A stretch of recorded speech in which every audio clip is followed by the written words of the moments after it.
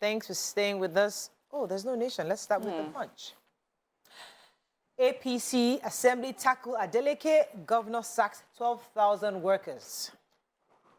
Kano APC chair caught with 367 PVCs jailed. Contractor suspends Lagos Ibadan.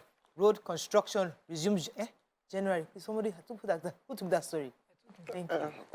10,000 resident doctors remaining in Nigeria, says NARD. ASUU warns of new crisis, 6 intervention. Foreign NGOs, fintech firms linked to terrorism financing. No candidates for national award. Nominees failed exam. And 50% materials deployed. Burnt offices threaten polls, says INEC. Please, can we start with this Lagos Ibadan? Because they told us that by December it will be ready. What's going on here? No, there's no problem there. I wanted to be sure. They said they have removed all the barricades. They're stopping them. They're removing them so that when we are traveling for the holidays, there will be no traffic, and they will resume again in January. Clarity, because I was like, it's no big deal. So we are still on schedule. And today I passed there, no traffic. They removed the ones here. Oh, so really? It was so wonderful. Just thank you to federal government for that. Yes, and they also said that they'll be resuming in January, which is dry season, and work will go faster than expected. So they're not finishing in December again. A lot of conditions, they're not finishing in December. But it's okay, at least. We are putting the director, man proposes, God disposes. under the Ministry of Works, Ademola Kuti. Okay, put your phone on silent. You're 62, put your phone on silent. it's my watch. Yes, so you know that, as we talked about yesterday, Osun State has a new governor, and he did a few things immediately. They said he sacked 12,000 workers so far. He's deposed 3 monarchs, allegedly ordered the withdrawal of certificates of return of the local council chairman, abolished the state of Osun appellation, it's now Osun State, froze state accounts, and reversed appointments of 30 permanent secretaries that were done by his predecessor.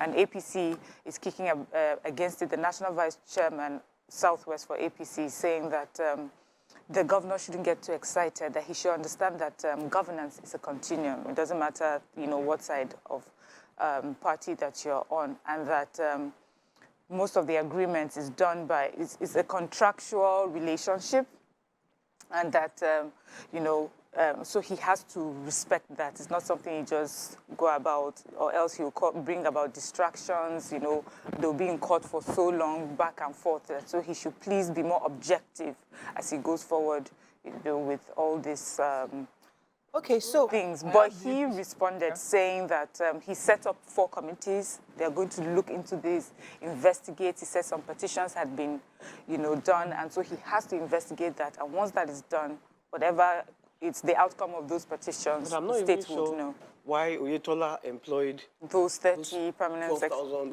or whoever. Yes. How many? Why did you do that? Yeah. You are even having problems paying them. You now want this one to come and...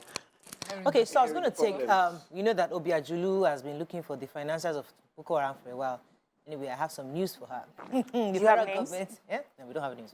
At least we're getting closer. Okay. So the federal government has said that foreign NGOs, banks, financial technology firms, the fintechs, point-of-sale terminal operators have all been linked to terrorism financing. According to them, after what happened in the Northeast, many foreign organizations moved to the Northeast to help. However, many of them have commenced operations in the country, but many of them have been linked to terrorism for financing. This assessment was obtained by yesterday by the Central Bank of Nigeria, Department DSS, EFCC, Nigeria Financial International Unit, and other bodies. And they are saying categorically that they've identified the affected NGOs, which is a good thing. They've identified them. And to include also operating in terror-prone areas, I'm trying to say the other fintech companies, pretty much financial institutions, bureau de change, and designated non-financial business and professionals. So these people have all come together to be financed because they always monitor how huge cash is being moved from these points. So the payment solution, POSs, the fintechs and all of that. So money, of course, will pass through them in the name of the NGOs. So though they said they've identified them, they didn't give us any names, but they said 19 firms have been indicted. Investigations are ongoing, and hopefully soon we'll have the names. Okay, the Kano Magistrate Court has sentenced the APC ward chairman for Yauta in Gabasawa local government area of Kano for being in possession of 367 PVCs. And, you know, he sentenced him for the first count to 2 years imprisonment, but he gave him the option of 500,000 naira fine. And then sentenced him for the offense of conspiracy, criminal conspiracy under the penal code.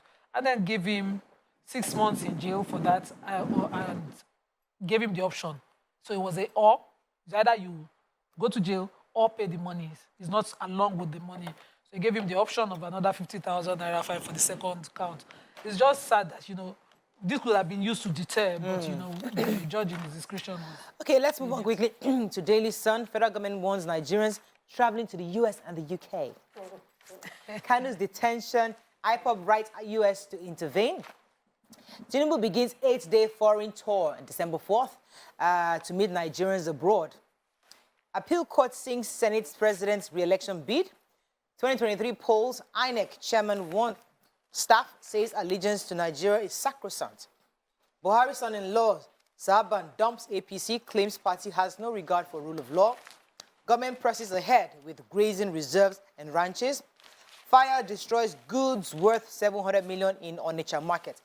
Okay, which story are we starting with? Okay, do you want to take the major headline? No, please take it. So the Minister for Information and Culture has warned Nigerians traveling abroad, especially US and UK, that they are now victims of attacks there, and that they've been targeted along malls and public places, and recent victims of, you know, were dispossessed of their belongings in highbrow shops, and target was particularly Nigerians. Specifically Nigerians, and specifically passports, the Nigerian passport, and that they were, along other valuables, they were targeting their passports. And so he says this is not, according to him, he said this is not your typical advisory, travel advisory, but we are issuing this as a prerogative of our embassies and high commissions, as well as ministries of foreign affairs.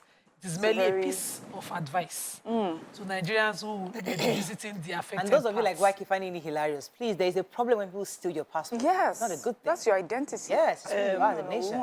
First and foremost, what are you doing walking around with your passport in the first place? And that's the sense of identification. You don't have any idea. Why are you identifying yourself? Who asked you for your passport on the streets of England or London? Okay, Nobody asked you for your passport because there are so many foreigners anyway. It's not our hot topic. So why are you carrying your passport around? Okay, whether we are carrying it or when not. you steal the passport, that's the Nigerian passport, where do you want it to go to? You now claim you are Nigerian. You know how important we are as Nigerians. Okay, no. You now say so you're a Nigerian. It's not easy to be a Nigerian. It's not easy to be a Nigerian. Yes. Let's go. It's very, the Nigerian passport, very important. Of course. Yes, it is Waiki. Yes. Have I said anything other than it's extremely... We're still reviewing Daily Sun. Is there any other story? Yes. Go ahead. I have the federal government seeks to improve. Okay, while you're looking for that, Yes, so the please. APC candidate is traveling around, just like I know the other candidates of the LP and Atiku had traveled to a few other countries. Asiwaju Bola Ahmed Tinubu will be going for 8 days, traveling around US, Europe, France, and key European unions to speak with these foreign leaders and also influencers across the world to tell them about his agenda and plans to renew hope in Nigeria. Tinubu will be back on this foreign trip to meet global leaders and influencers, as I said. Asiwaju will use the opportunity of this trip to sell his agenda for development and also solicit the support of Western leaders, which is also very crucial in these coming elections. And he'll be hoping that Nigerians over there will be meeting him also to be able to influence, explain to them his plans for Nigeria. Yeah, so the federal Show this government... passport too. Very well. To hold his passport very well, Yes. according to Alhaji Lai Mohammed, yes. So the federal government is pressing ahead with the establishment of grazing reserves and creation of modern ranches across the country.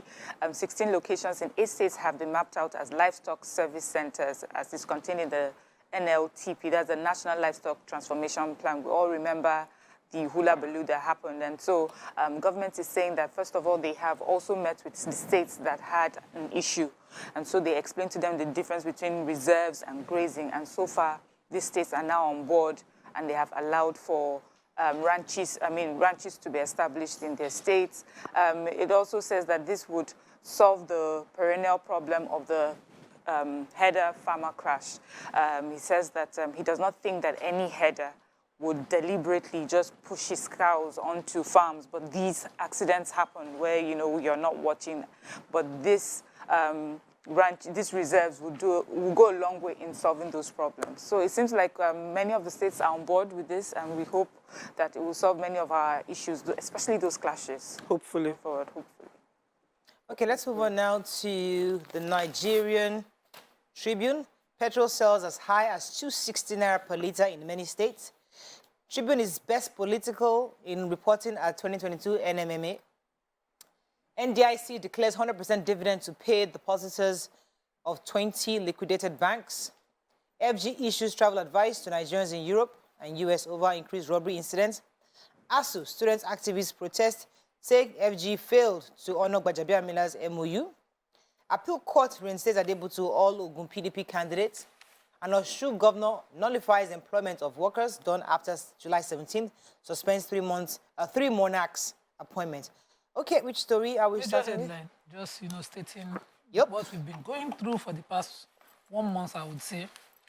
According to the Tribune's report, petrol now sells between 230 naira to 320 naira across different states, according to how it is in past states. And they took inventory from Jigawa, Katsina, up north, and compared it to what is also happening in Lagos. There's no petrol on ground, and it's selling as that. What amazes me is that it's still being distributed at the subsidized rate, but then the cost is selling. Nigerians are still paying more, so it's like we are being ripped from both ends. I think we should just deal with this once and for all. You know, they should just because what is happening is we are paying this high rate.